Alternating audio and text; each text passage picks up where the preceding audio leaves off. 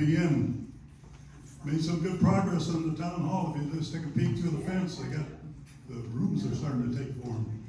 So good to see good progress. Well, first of all, we have an announcement about Groba. As I told Don, I screwed it up last week, so set me straight.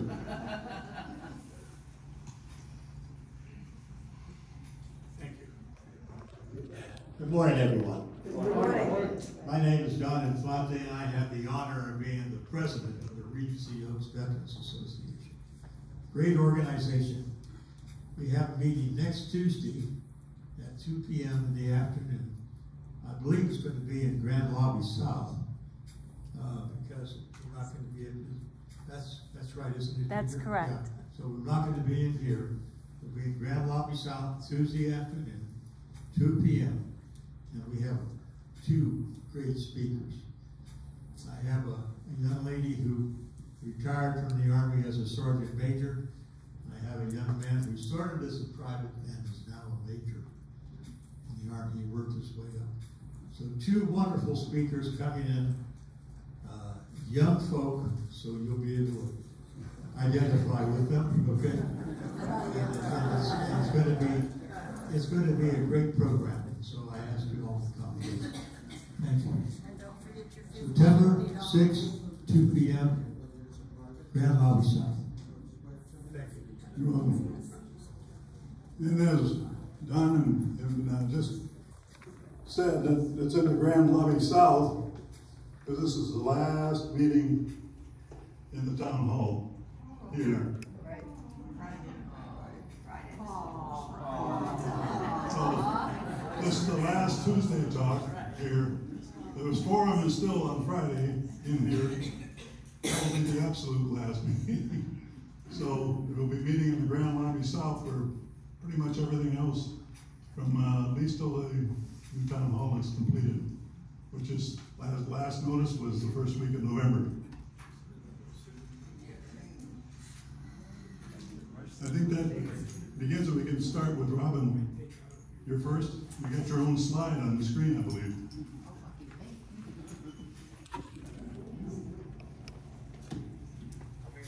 Morning, everybody.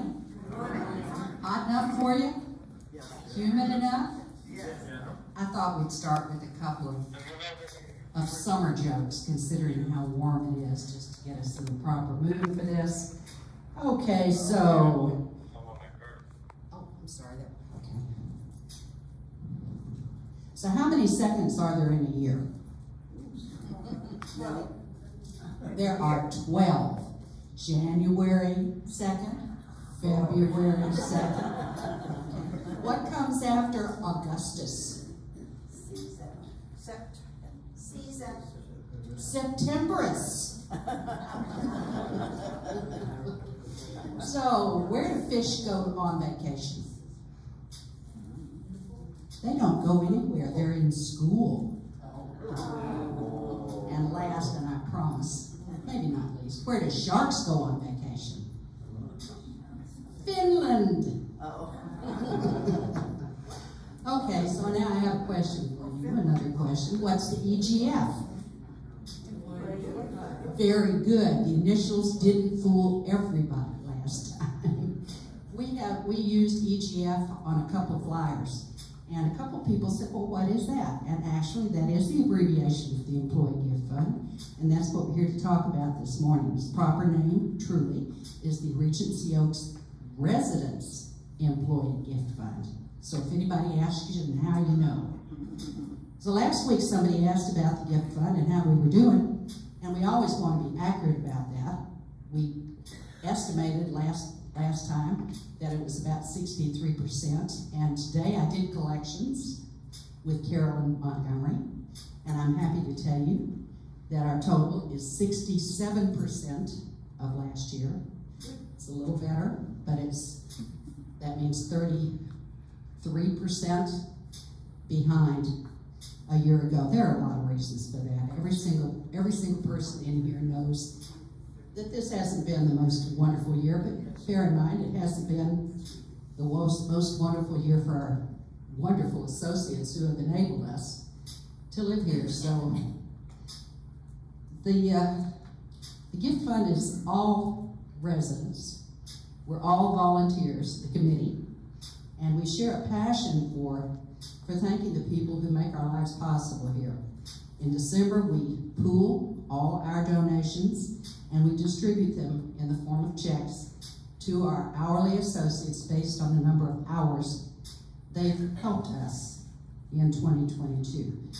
If there's one thing, and there may only be one thing, that all residents agree about, is that we couldn't be here without them, okay? So the Gift Fund Committee just encourages everyone to do whatever you can. Try to join us in our holiday celebration.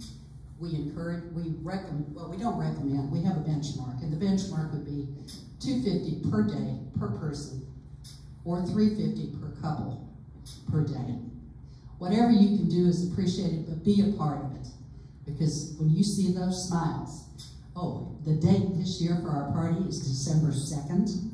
That's a Friday. It won't be a party. It will be like we did last year, because that's what employees, associates tell us they would prefer. And that's what we're going to do. But when you see those smiles coming out of that room on Friday, December 2nd, you'll know that you did a good thing. Thank you all very much.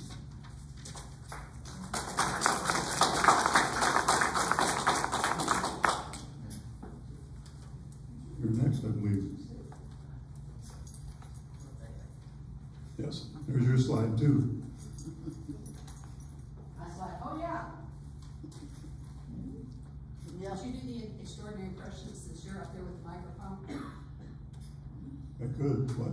Extraordinary. You're standing with the microphone and the camera. Would you like to go ahead and just say a quick word? Oh, yeah, the extraordinary expression card. Fill them out, please. They reward the staff when you say something nice, and there's a lot of nice things to say about the employees. So if you see somebody doing a good job all the time, consistently, fill out one of the cards and put your name on it, because that'll be beneficial. And if it's like our housekeeper, every week she does a fine job every week. I put in every other week, I put in an extraordinary impression saying she does a consistently fine job. So any server, housekeeping, anything, just turn one in, please. And I think there's some reward systems, but I don't have any clue what that is. Okay, I talked long enough. Your turn. And I'll play the band in white here.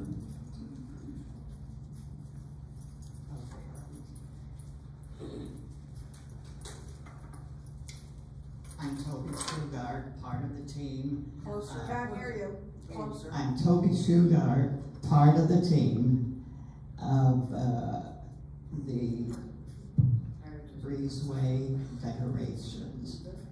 Eva Longoria, Alice Quattromani, and myself were the team. And we want to introduce you to Misty. Misty. Misty's new digs will be the breezeway and the north and south lobby back porches, and the tiled floor is to come. It joins with Misty. Grant, you want to show it? Why can't we have some lights on this? There we go. That's much better. Nice, nice. We hope you'll have a new friend in Misty. A perfect coordination of color for the pillow, the tile, and the chairs.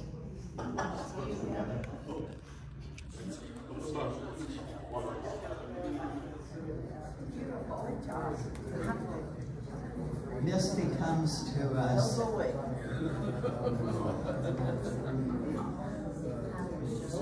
I'll just make sure I get the oats.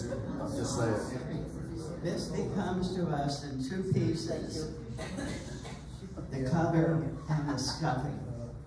So we will have to have a stuffing party before we can take her on to the breezeway and enjoy her.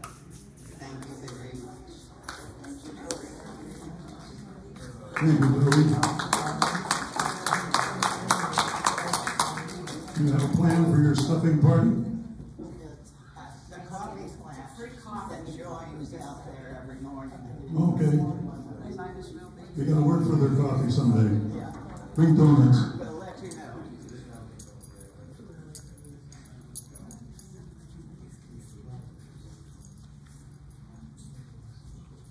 I guess it's my turn.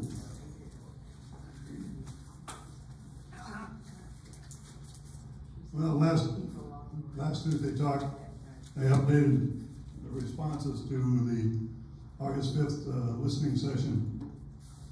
And I started off with communication. And it's very interesting. I talked as an example of paying attention to signs and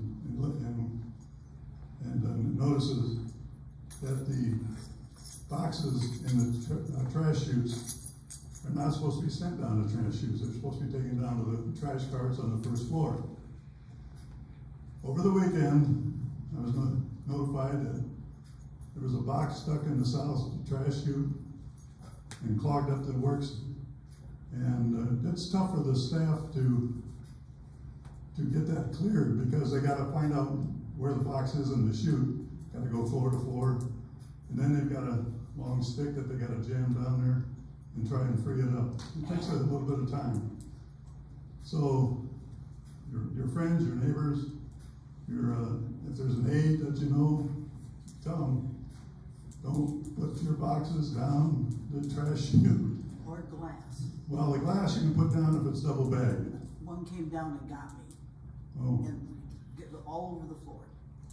it's got to be double bagged. It's on the sign. So communication, always an issue. But today I'm going to talk about housekeeping and another. And most of the comments were about timing of the housekeeping showing up at your apartment.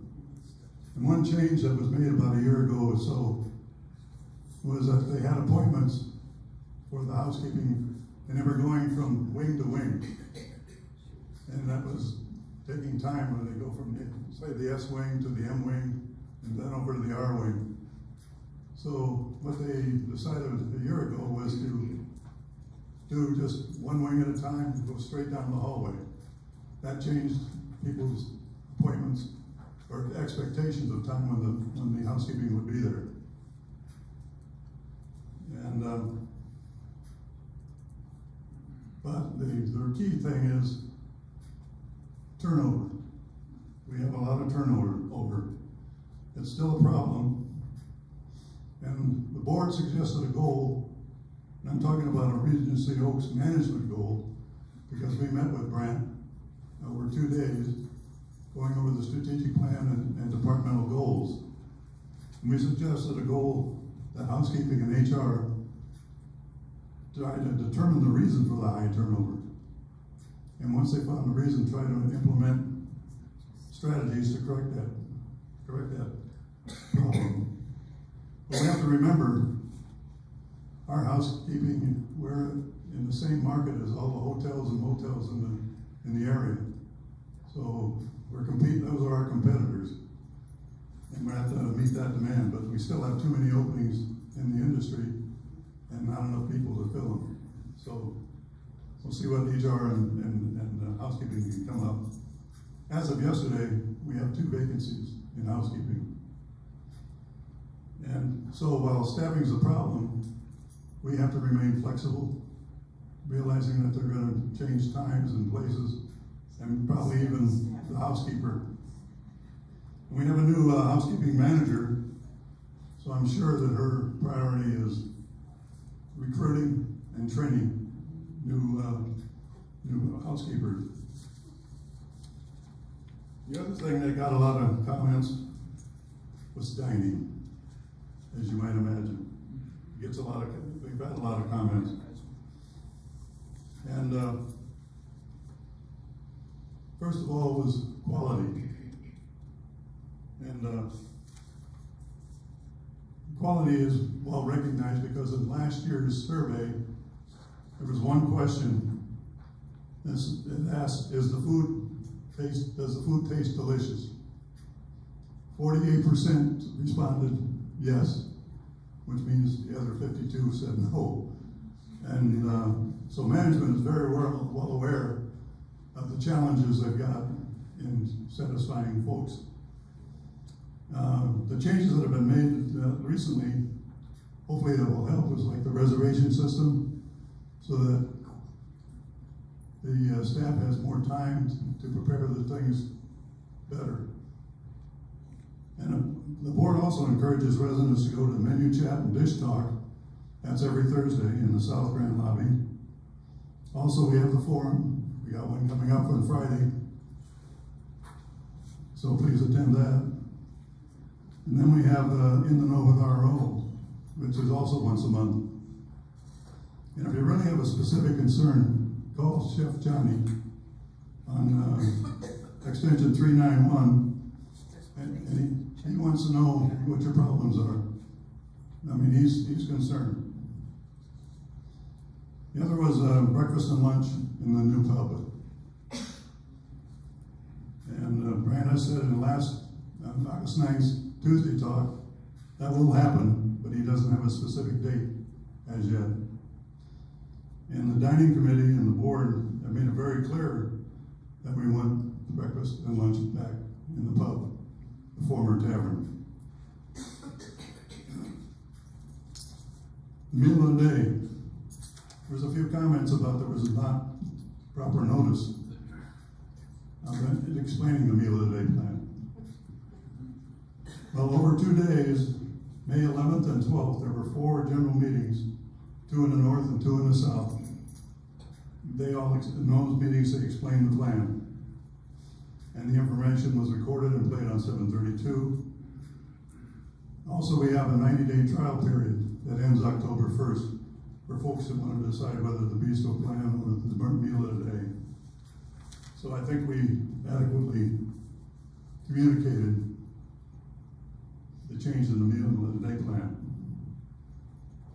There's also been some talk about meal credits for absences over 30 days.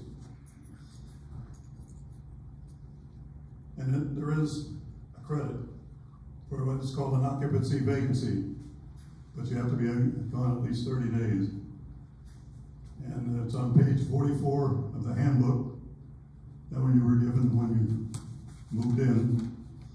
And there's a copy in the library. On page 44, it might have changed since this copy with a page number. Some residents may be eligible for a non-occupancy credit if they are away from their apartment 30 days or longer. Certain restrictions do apply, and please see the administrative assistant, Betsy, for details. And it turns out to be about $100 for that credit.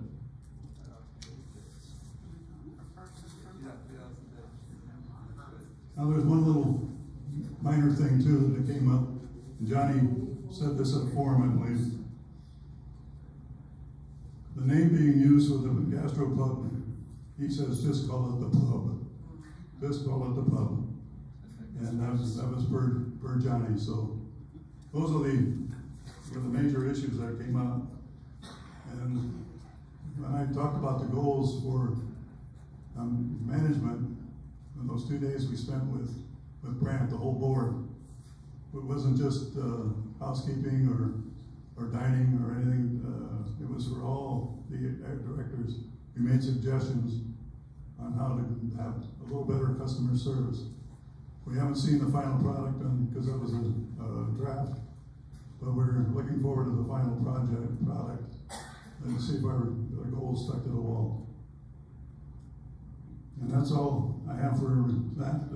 Brent, you got some updates on some projects? I do, thank you, Chris. Good morning, everybody. Good morning. All right, so I wanted to start just with a COVID update. I promise not to come back and talk about this too much, but here at Regency Oaks, we continue to do very, very well. We only have one COVID case currently in independent living. But I thought this was really interesting because this is a view of what's happening across the globe with COVID.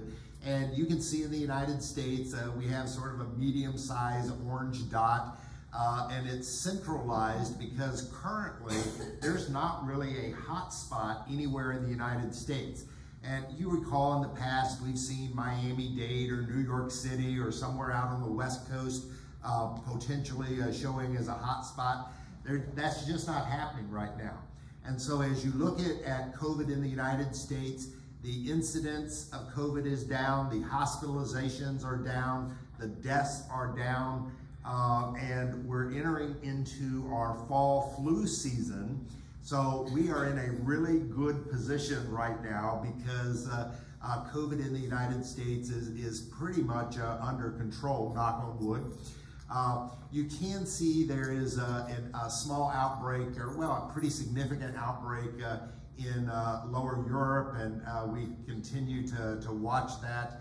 And then also China continues to have some issues in some of their population centers as well. But pretty good news in terms of COVID. Positivity rate is down to about 6% here in Pinellas County.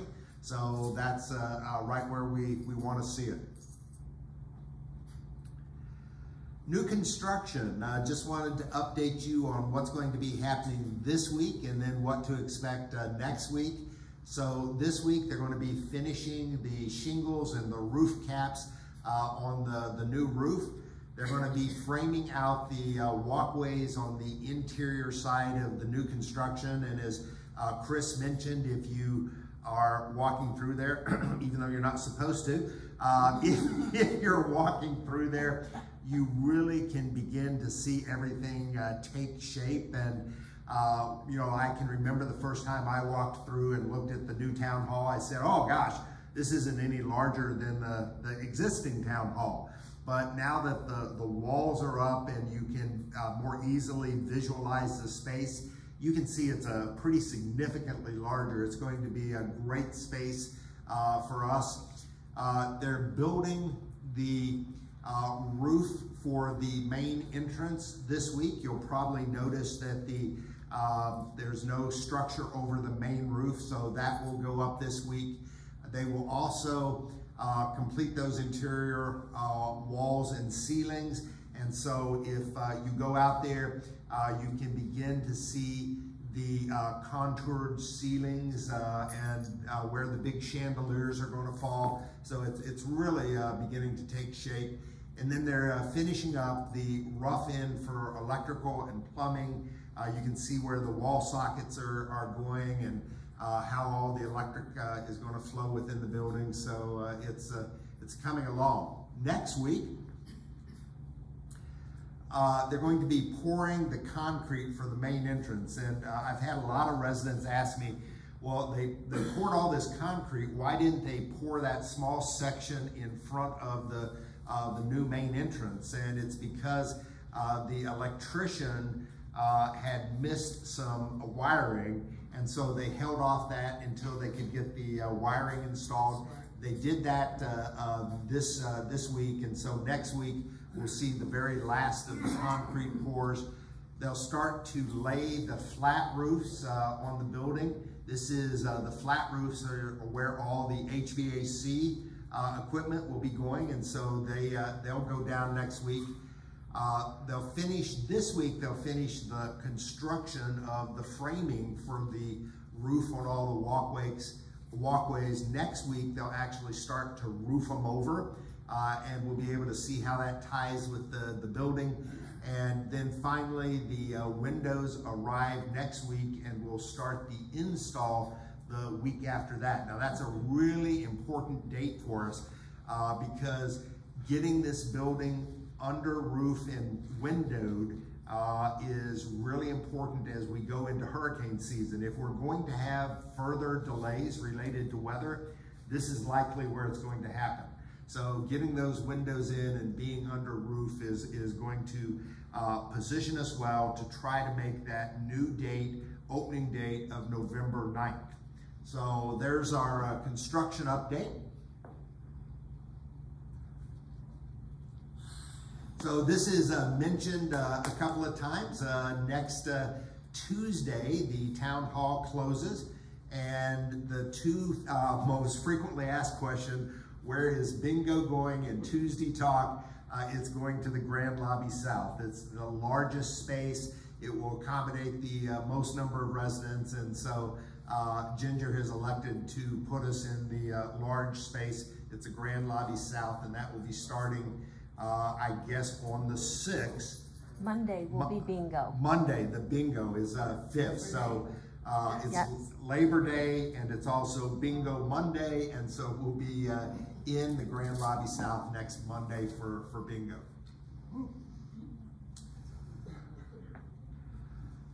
This and that, just some things that are going on around the campus. That was a little quick. So you will notice that the boom is back this week. We'll be getting gutters. We have a couple of gutters that are down. We'll also be taking care of some leaking lanais.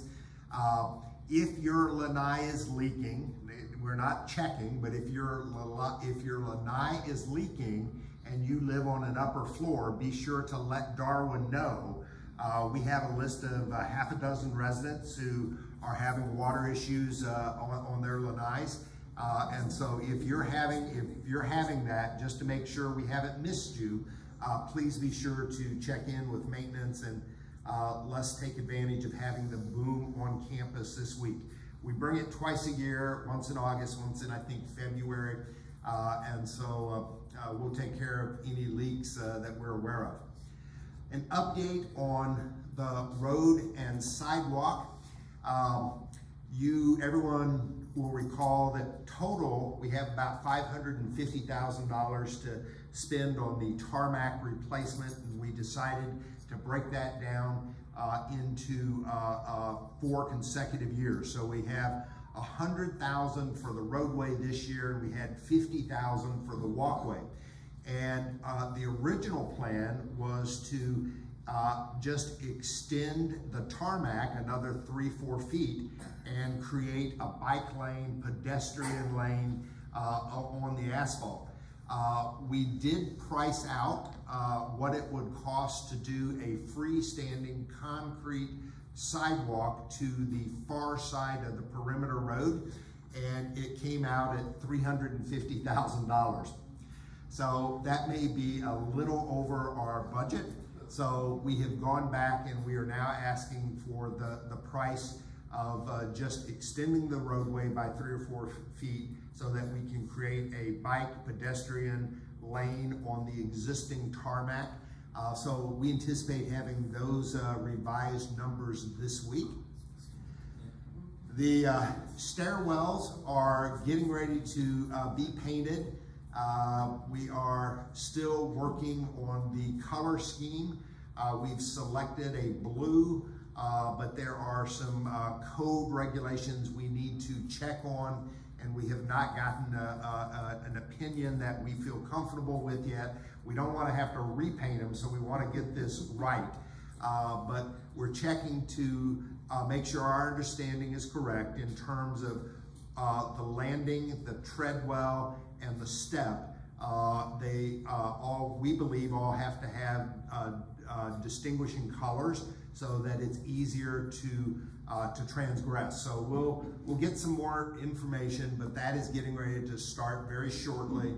And then the pergola painting, that structure, the wood structure where the Bella Row is, the new pizza oven, that has cured, it's ready to be painted, and we will get that painted as part of the breezeway renovation with the new tile. So we'll do that painting prior to putting down the new tile.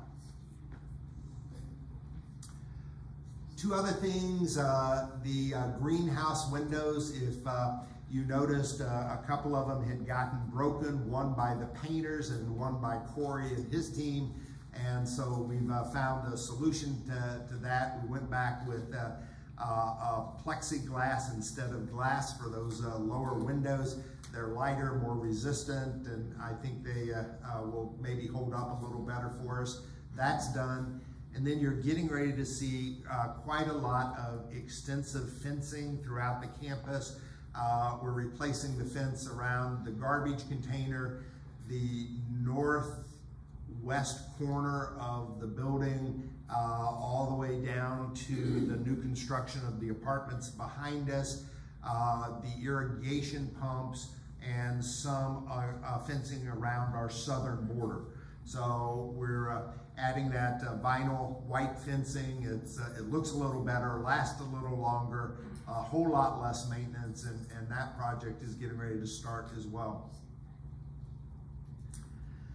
Shopping, Glenn listened and heard and made the change. So we are shortening the shopping times down to an hour instead of an hour and a half. And so here is the new schedule. It's sort of hard to read, but for the Publix trip, it will, there's the departures, 9:15 and 9:25 out of the, your 9:15 for the north lobby, 9:25 for the south lobby, with the pickup at 10:30. And you'll see that this also has the Publix for the 590 store and the Belcher store and Sprouts, and there are new times on Mondays and Thursday.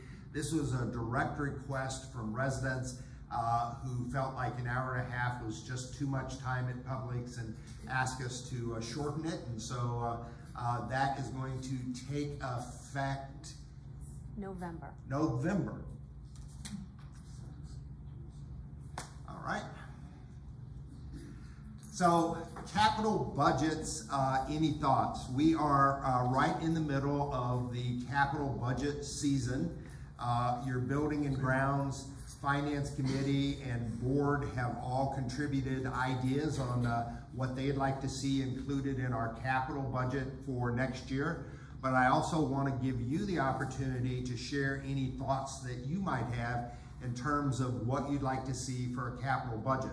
Now, our capital budget is any single item in excess of $1,500 and any group of items with an individual cost higher than $100 and a larger conglomerate price of $1,500. So any thoughts that as you walk around, you'd say, boy, I'd like to see them invest in blank? Don't be shy. Don't be shy. This is the time to think about it. Yeah. So know that the capital budget window is open. We are working on it now. If you have an opportunity to go and think about this and say, oh my gosh, this would be a great opportunity to have a dog park, you'd want to let us know. It's just an example. So if there's something that you're looking at that you walk by every single day and say, boy, it would really be nice if we could blank, fill in the blank for me and make sure that you get that information to Betsy or to myself or to Darwin. The capital window is open for the next 2.5, 3 weeks. And so we would welcome any input that you had, Ron. Something that's bothered me for quite a while is the parking on the outer road on the north building. You've turned in a two-way street into one-way street because there's cars all the way around there. And there's plenty of room for additional parking over by the wall on both sides of the entrance. Since you're talking about adding additional paving and so forth, it might be able to fit it in with that. Hello? Yeah, there it is. So how many would like to see us convert green space into parking? Is that something you'd be willing to consider? It depends where it is. Because Ron's point is absolutely accurate. I mean, particularly right now when we have the construction going on in the front of the building and all those folks are parking in the front, and then we have the blue team who is doing the construction on the R wing, and all those people are parking on the perimeter road. It's heavily congested.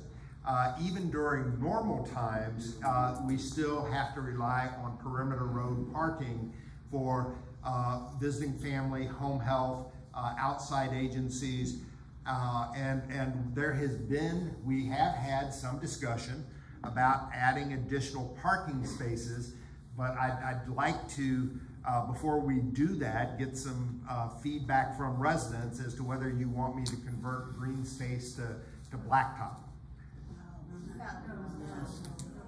So, why can't we park on the green space? Yeah. Because it ruins the grass.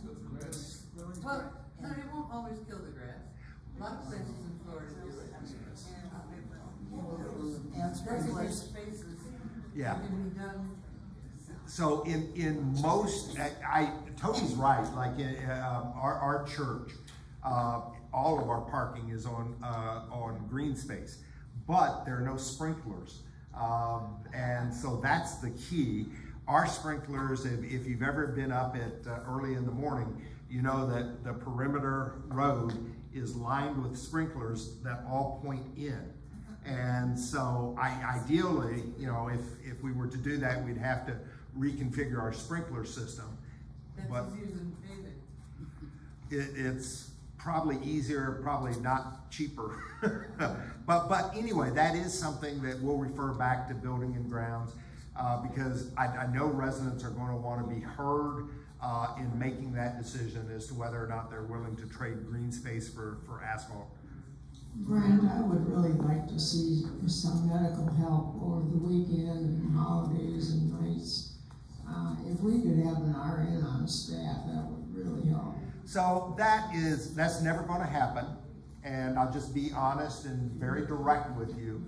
And the reason for that is it's not in our license, and so we are not a license. Even if we were licensed as assisted living, we're not. But let's say we were licensed at assisted living. The lowest licensure in the state of Florida is assisted living.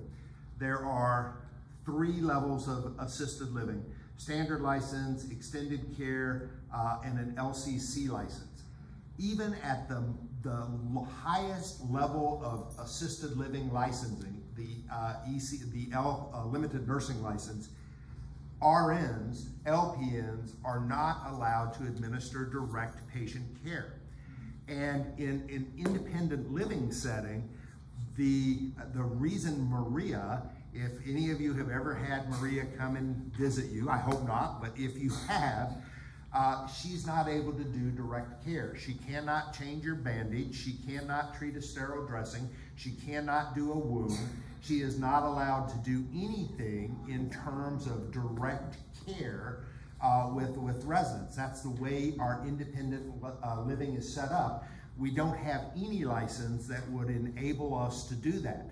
And so that's why when we look at, well, I'd like to have a nurse here 24/7, it's why we don't do it. They're not able to do anything that the maintenance guy can't do.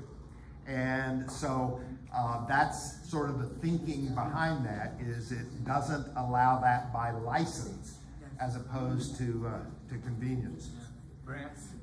All right, we're on capital. Hold on, and we're going to be a Q&A at the end of the session, but right now we're on capital. So if you have a capital question. Well, it's part of the capital that's being spent. Yes, sir. What's the update on the FOB project? We haven't heard that. So, our FOB team took last Wednesday, Thursday, Friday, Saturday, and Sunday off. They had been working nonstop through the last 3 weekends, and so they took the time to take a few days off. They were back yesterday, and they are in the north building. And yesterday, I think they were on the 3rd floor, 2nd floor. Did they make it to the 2nd? They never came on the south wing. I mean the Savannah wing. No. Okay. On the same. So they're back and working their way through, and they're working this weekend. Must be on the Elm wing. Yeah. Okay. Any more capital thoughts? Yes. I asked you the other day about the automatic door openers for restrooms, and you said by code you cannot have it if the door is opening into a corridor. Well, the 2 restrooms on the 1st floor in the north building open in, the second floor, the first door opens out, but the other two open in. The first floor in the south building, the first door opens out, but the other two open in. And automatic door openers would be a blessing for people in wheelchairs and in walkers. So it's not a question of whether they open in or out.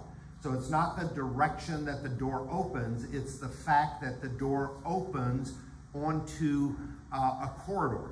And the state of Florida, the fire codes do not allow an automatic door opener that opens into a corridor. That's why anywhere across campus that you go, you won't find that circumstance. The fire marshal, it's against code to have a door open, an automatic door opener that opens into a corridor. And how far back does our property line go from the northwest side? I don't know the answer to that. If it extended, could we move the dumpsters further back and make that a parking lot where the dumpsters are now and never move? It's basically the problem. Yeah. So, great. So Mitch's suggestion is that we potentially consider taking the dumpsters and creating a parking area there. And so we will refer this to Building and Grounds. It's going to be a discussion that's going to take a lot more input from the vendors and residents alike. All right, so we'll move on from capital with this reminder over the next 2.5 weeks. If you have an idea that you'd like to see incorporated into the capital budget, please get back to us and let us know so that we can take your thought and convert it into the budget. So here is something I just wanted to spend a few minutes on. You know that we're investing in technology. This is one of our committed goals for 2022. And it centers around the fact that all of the electronics at Regency Oaks are 32 years old. And so whether you're looking at our TVs or nurse call bell system or the pager system, it's all outdated. And so we are making investments in our technology. And two of the things that we're looking at this year is a new telephone system for our office phones that will update the old Toshiba. It's been there for 30 years. And then Status Solutions, which is the primary hub that controls all of our other input from residents. And so we're looking at replacing that, and it comes in what's called a plug-and-play expandable technology. And so you have a big unit that is Status Solutions, and then you can add component modules to the stack in order to create other opportunities. And so we've been talking to them, and here are some of the other new technologies that are available that I just was going to take a minute to share. One is called DS Smart. It allows you to create your vitals and send them directly to an emergency room. And so that would be able to be an enhancement to our first responders. There's something called On-Site, which is like a microwave that will melt and dispose of medical waste and eliminate the high-risk exposure of red bags being tossed in the garbage, which is this is a better practice. Safely U is a fall management and monitoring software for people who are at risk. And so this is particularly applicable over at our skilled nursing center. There are monitoring equipments on the mattress or chairs where if you get up in the middle of the night, it sends an alert to the nursing team so that we know that you have gotten out of bed and can come and assist. There's something called SynTrack, which is a geolocation. It allows us to chip equipment or manage temperature and humidity settings throughout the building. And so there's huge savings there. in terms of being able to take all of the air conditioners, not in your apartments, the common area air conditioners, and better manage it to time, temperature, and humidity. Indoor air quality, this is something that we are actively looking at peak right now. You probably have heard me talk about that bi-needle point bipolar ionization. It's a way of treating air with negative ions to remove the contaminants and make air quality safer. We would do that in all of our large gathering rooms, town halls, and dining rooms where you have a larger congregation of people and the opportunity to have super spreader events. We're looking at task robotics. You know that we are considering the automatic vacuum robots. Some of our communities are experimenting with the robotic servers in the dining room. And so it's a brave new world. And then energy management solutions are electronic monitoring to reduce consumption by 30 or 40% and save on those electric bills. Anyone want to guess what our electric bill here at Regions Oaks is on a monthly basis? Chris knew the answer. 100,000. That's what our electric bill is every month. Will any of these require wiring? Great question. So will any of this require wiring? Almost everything is Wi-Fi. There's no point in reinvesting in hardwiring and 30-year-old solutions. And so almost all of this is taking advantage of Wi-Fi and Bluetooth and the connectivity that is just going to get stronger, not weaker. And is our new facility being equipped with it? Parts of it. Go ahead. All right. So you got quite a comment about 732. 732. Yes, I just want to let everyone know that 732 is currently down. We're waiting for a new computer, but this talk will be on YouTube. All right, we're ready for Q&A.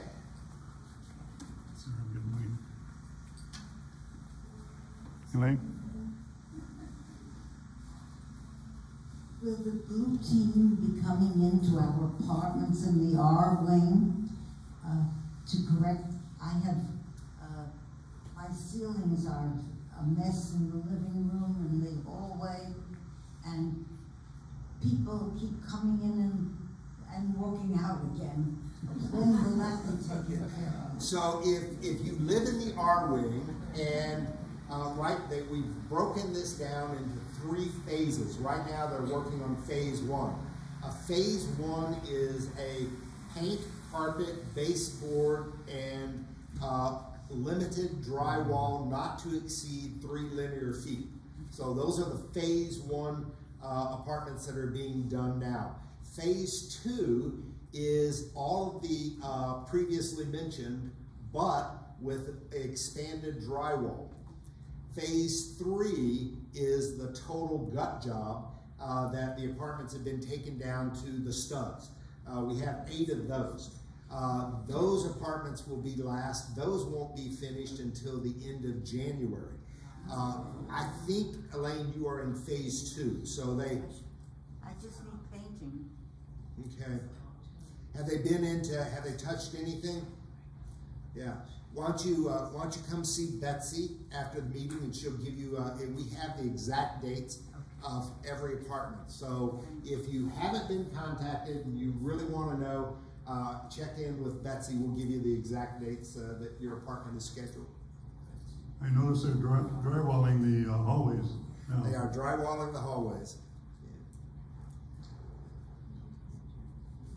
The $100 credit that will be given, is that for both the 1 meal a day as well as the 21-day plan? So you can take advantage of one or the other. You cannot do both. And so it's one or the other, and it sort of depends which one works best for you. No, I mean, if you are on a 21-day plan and you want to keep it, at least for a while, will you get $100 credit if you're out of town for a month? Not in addition to your $50, no. No. Okay. Because we've had that for the last few years, and we do go out of town for more than a month frequently. But we do not get the 50 when we get the 100. Well, the second part of that question, if you get $100 a month credit, say for the meal a day plan, how much money is left over? There's no money. Well, there's a cost for the food, you know. Are you saying that the meal a day only costs $100 and you're refunding or giving a credit for the entire plan? No, we're just saying that we're giving you a credit of $100 if you're out of the building for 30 consecutive days on a vacation. You don't have to take it. Okay, so there's no number or no information about what the meal a day plan costs on a daily basis? No.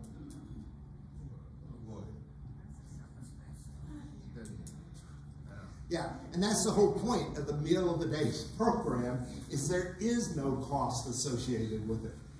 There is no price associated with the Meal of the Day.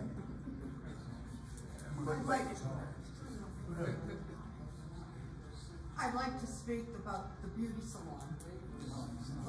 Oh, you're not on? No. That's up on the top. I'd like to speak about the beauty salon. Originally, our temporary situation would be 6 weeks.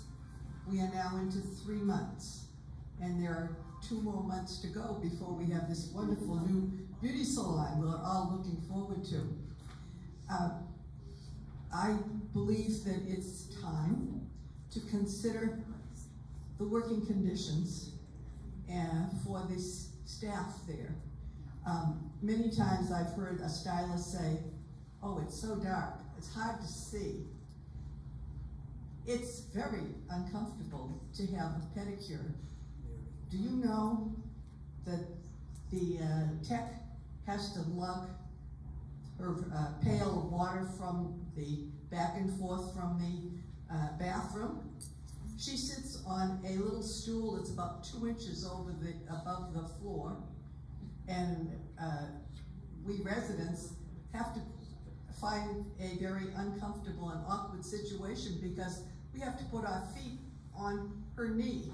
Oh, no. But there has to be a better way to do this. If we could reconsider how to help them, it would be beneficial for everybody. And I know the stylists and the techs want to do their professional best and see us looking and feeling good each day. Thank you. So, you know, I really don't know how to respond to that. Here's what I do know is that the beauty shop is going to be closed for several more months. That's the reality of the situation. It's an air conditioning problem. They can't get the units that they need. Anyone who lives at Regency Oaks knows about how long it takes to get air conditioners and appliances. So we don't anticipate that the beauty shop is going to be open until sometime in October. And so I can certainly talk to Lisa and ask her to figure out what else she needs to make it a better experience for residents. And you know. Speak to the stylist. No, I'm going to go through Lisa. She's the boss. And so, you know, I gotta deal with the boss, and then she can. It's not appropriate for me to deal with the associates. Lisa doesn't talk to the stylist. Well, I know, but you know, it's not appropriate for me to. They're not my associates. I have no business talking to them. I have to go to Lisa, but I'll do that and see if she has any ideas. Thank you. Happy to do that. It's a new pedicure chair. It is. Can we use that temporary? I don't know. That's a great question. What was it? The question is the new pedicure chair here? And the answer is yes. And then the second question is, can we use that? And I'm not sure. The issue is the new pedicure chair has water, has plumbing connections, and so we've got to see if those are something that we can operate the chair without the plumbing connections, and I don't know the answer to that, but that's a great thought. I just wanted to go back to technology for 1 second. Do we have, and I don't know if we do or not, any electronic visual observation here? I know a lot of people don't like it, but I was just thinking of the pool area. Yeah, so great question. It relates, do we have any electronic visual cameras, essentially security cameras on campus? We have a really limited system. There are 3 or 4 cameras in the north building and a couple of fake ones, and then the same thing in the south, 3 or 4 dummies and 3 or 4 operational cameras. Very poor system, very old. It is being replaced this year, and so we are investing in new technology. It is all wireless. It gives us much more coverage. It gives broader coverage and will include entrances to the pool area, but not directly in the pool. How about the garden? It will not have anything in the garden, yeah. Your pendants do work in the garden. Our Wi-Fi signal won't reach to the garden, but your pendant will work in the garden.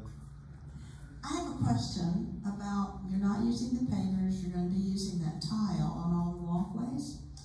Is it a non-skid surface? So it is. So the question is, what kind of material is this new tile? It's actually tavertine. And okay, it's, that's what I had around my pool. It worked nicely. Yeah, it's designed for use around wet surfaces, and we're going a step beyond. We selected a really rough grade so that it has some natural friction, but we also are investing in a sealer, a 20-year sealer, that gives us even further protection against slippage, because that obviously was a concern for our residents, is we didn't want to put down something that would become a slip hazard. Well, go ahead. Won't that become high for the doors to open? So, great question. And so, one of the things that you may notice, we thought about doing brick pavers. And brick pavers, if you remember what went down in the pool, they're 2 inches, 2.5 inches by the time you put the sand base under it. And we wouldn't have been able to do that for the exact same reason you just mentioned. The doors wouldn't have opened. And so all those doors would have had to have been taken off and either replaced or cut down, and it was a very difficult thing to do. So if you look at the red brick that is off of the back entrances of both the north and the south building, that's been down about 30 years. And you can see it's the same thickness as this. And so this 1/2 inch tile will be able to slide up against all the door frames without us having to amend or address the height issue. And so that was one of the reasons the design committee selected the 1/2 inch. It's going to be easier to install. And the other thing that will work really well for us is with brick pavers, you always have rough edges that can become a trip hazard. Because we are cementing this directly to concrete, it allows for much thinner grout lines, and given the fact that we selected the straight edge instead of the rounded edge, it's almost going to be seamless. So this will be a very safe surface for walkers, wheelchairs, carts, and really reduce tripping hazards. My other question, I guess, is a personal thing for our unit, but I think it probably applies to most units here. Our tile in the kitchen, bathrooms, was never sealed. Consequently, they slop over it with the mop, and it gets really, really dirty quickly, and I've paid to have it cleaned several times. It doesn't last any length of time. The tile really needs to be thoroughly cleaned and sealed, not the tile, but the grouting, and then it wouldn't get so filthy. It could be mopped up better. I even bought a steam mop to try to help with that. if I can get maintenance to come and clean and seal, do I have to pay for that? Well, all right, so great question. So first off, we won't do it. And the manufacturer's representative does not suggest that you seal grout lines in these tiles. Wow. And it's because we use a sanded as opposed to an unsanded grout. And so that is what makes the difference. An unsanded grout will accept a seal, a sanded grout will not, and all you'll get is loose sand that will, carry throughout your apartment, and you'll come and it'll just flake off, and so we're not able to get a good seal. So I just have to keep having it cleaned every few months? That's the best way to do it. Stand it when it starts looking filthy. Yeah. And if you want to try, I'm not opposed to you trying it, but the manufacturer is. There is a paint that you can put on grout, and I have done it for a whole house. Got to get down on your hands and knees. So I'm sure you'd want to hire somebody. Yeah. But with a straight edge paintbrush, the same size as the grout, you can paint it, and paint can clean them. That's true. I painted every grout line in my floor to ceiling shower after I had the tub taken out and the floor to ceiling ceramic tile shower put in. They used the wrong color grout. It wasn't what I selected. But it was done by the time I got back. So I bought that dye for grouting, and with an art brush, I painted every line in that blankety blank shower. How's it holding up? It's been close to 2 years now, and you can't. Wow. Nothing. It's holding up beautifully. Wow. So now I guess I have to do that to the floor too. Yeah, maybe that's a better solution than the ceiling. It'll last a long time. Yeah. Well, so I'm not able to do that. Yeah. Let us know how. While I have the mic, I wanted to tell you about something wonderful that's going to happen here. It's a great experience. It's a murder mystery dinner that's coming up on Thursday night, September 22, and this is a fundraiser for two great funds, the Employee Gift Fund and the Scholarship Fund. Now, it's $60 for each person to come, and you need to make out a check of $30 for one fund and a check of $30 for the other fund. And through the greatness that Brent has granted us, this is going to be considered your meal of the day, so we're not going to be having to pay for the food, which is great. And that means that the majority of that money is going to go to those two funds. So you're giving us a wonderful donation, but you're going to see a wonderful play. And there's Miss Kitty who's going to be there. And Miss Kitty has done so much for Dodge City, and she's having a birthday party, and she wants you all to come. So we're going to be selling tickets on September 6th, I think it is, and the 13th, but I think we'll sell out by the 6th. So we've got 20 people in the cast, and they're all paying to be part of the cast. So we have 40 seats, let's see, 60 seats left. So think about it and come.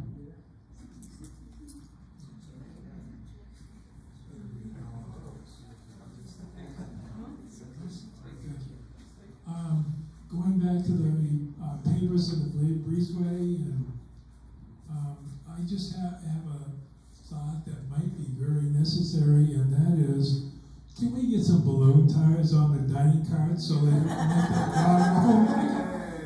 that I'll pass that on to Ricky. Well, it's going to make a lot more noise with the extended pavers out there. So it might be very necessary. So the team is supposed to be converting all future carts to the big rubber wheels, and I'm not sure we've retrofitted any, but that's an excellent point, and I'll mention it to Darwin and Ricky. But that should be smoother. It should be smoother, but it's still noisy. The big rubber tires are far superior. All right. Brent, I had a question sent to me this morning about the pergola, and why is it being painted? It looks good the way it is. No, it's mildewy. So the thought is that we paint it white so it matches every other post on campus. And so that was our design committee's recommendation when it was installed. Rather than paint, if you use a solid stain, a white solid stain, it'll hold up much better than painting that. We did that on decking that we built in a house in Virginia where we got snow and sleet and all kinds of weather on it.